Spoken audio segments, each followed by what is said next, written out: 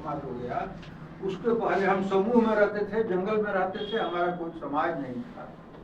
लेकिन जब गुलामी प्रथा आई और गुलामों के मालिक हुए और एक तरफ गुलाम हुए, तो वहां से समाज एक संगठित रूप में शुरू हुआ, मालिक और गुलाम। तो वहां भी गुलामी प्रथा आज से मानते हैं कि 4000 वर्ष पहले थी, तो गुलामी प्रथा यूं ही खत्म नहीं हो गई। गुलामों के मालिक से संघर्ष हुआ है, इसका इतिहास है। और वहां से जब समाज आगे बढ़ा, तब राजतंत्र में आया और माने एक दूरी तक जो किसान थे, भूदास थे जिसको कहा जाता है या सब उसको कहा जाता है, तो भूदासों को एक दूरी तक स्वतंत्रता मिली कि जो मालिक का जमीन था उस पर वो खेती करेगा और उसके लिए वो टैक्स देगा, एक भाग अपने लिए भी रख लेगा जीवन यापन के लिए। तो गुलामी प्रथा से संघर्ष करने के बाद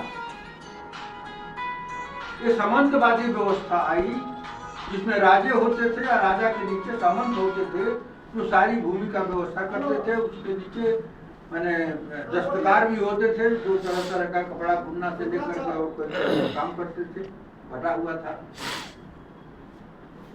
भारत में भी माने ये दुनिया भर में ये जो व्यवस्थाएं हमको आ रही हैं, इसी व्यवस्था से देखते हुए दुनिया आगे बढ़ी है। तो राजाओं के विरुद्ध ये जो आज के पूंजीपति हैं, जिनके पूर्वज थे, जब उत्पादन थोड़ा ज्यादा होने लगा और राजा जगह जगह थे, तो इनको अपना व्यापार दूर दूर तक करना था। तो दूर दूर तक व्यापार करना है तो इनको जगह जगह टैक्स देना पड़ता था। तो टैक्स देने में इनका व्यापार बहुत बाधित होता था। तो राजाओं के विरुद्ध में ये जो व्यापारी, जो कि बाद में चल के पूंजीपति उनको कहा गया, और उस वक्त जो सामंत के अधीन नीचे जो माने पीड़ित और शोषित हो रहे थे, भूदास इसलिए कह रहे हैं कि अब पूरी तरह से गुलाम नहीं थे, उनको एक आजादी थी, अपना खेती करते थे, लेकिन उसके लिए टैक्स देते थे मालिक को। तो वो भूदास और व्यापारी वर्ग मिल करके राजाओं के खिलाफ जंग हुआ है, संघर्ष हुआ है, खूनी संघर्ष हुआ है। इसका इतिहास है।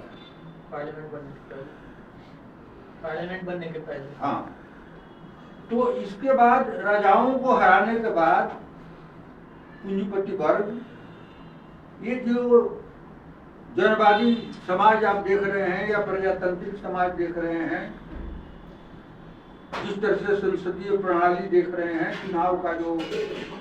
चुनाव से जो चुन करके एक सरकार बनती है देख रहे हैं, वो राजाओं को हराने के बाद, राजशाही को खत्म करने के बाद, वो उसमें भी द्वंद्व हुआ है, संघर्ष हुआ है, खूनी संघर्ष हुआ है। संघर्ष करने का मतलब समझिए, खूनी संघर्ष हुआ है। तो वहां से हम यहाँ आए।